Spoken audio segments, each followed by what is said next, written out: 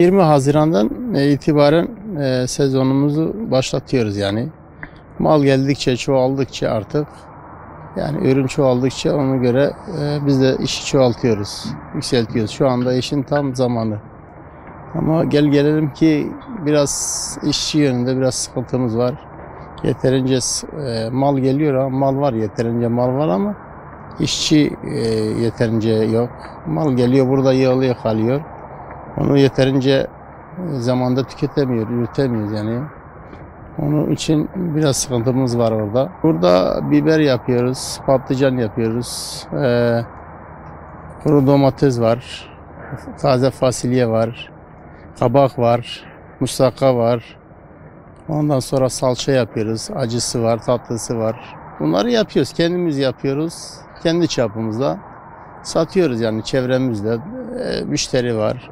İstanbul'da depomuz var, İstanbul'da toptan yerlerimiz var, pazar yerlerimiz var. Türkiye genelinde de mesela internet üzerinde mesela müşteriyle bağlantıya girdiğimiz zaman, anlaştığımız zaman internet üzerinden, kargo üzerinden onlara gönderiyoruz. Türkiye'nin herhangi bir ili olsun, ilçesi olsun önemli değil yani.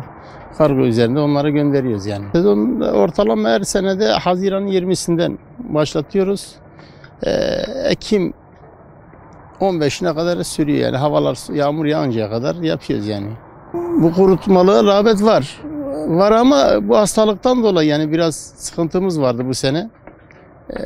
Bu hastalık eğer biraz tabii ki kesilirse daha da işler iyiye gideceğini düşünüyoruz. Bu hastalıktan dolayı biraz geri teptik daha açıkçası yani.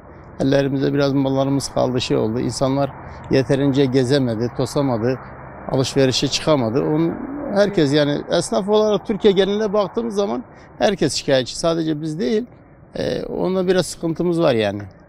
Mesela adamlar geliyor, Irak'tan geliyordu, yurt dışından geliyordu. Buradan götürüyordu kendine bir bağ, 3 bağ, 5 bağ götürüyordu yani. Şu anda geliş gidiş olmadığı için demiyor ya. O biraz zayıf yani. Satılıyor satılmasına da ama daha önceki senelere rağmen biraz düşük. Şimdi çocuklarım var. 4 tane oğlan var ben. Onlarla beraber yapıyorum. İşçiler de var. Benim mahallede de işçilerim böyle 150 tane kadar var çalışanlar. Bazıları tarlaya gidiyor. Bazıları patlıcan evlerinde yapıyorlar.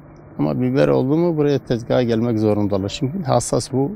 Kırılma, zayiat çok oluyor. Çocuklar içinde oynuyor.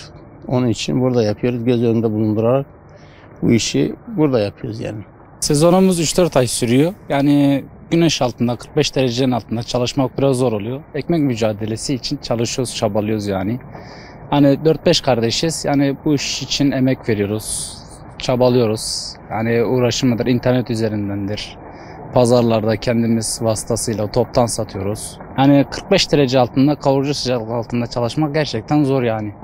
Ekmek mücadelesi için çabalıyoruz, uğraşıyoruz yani.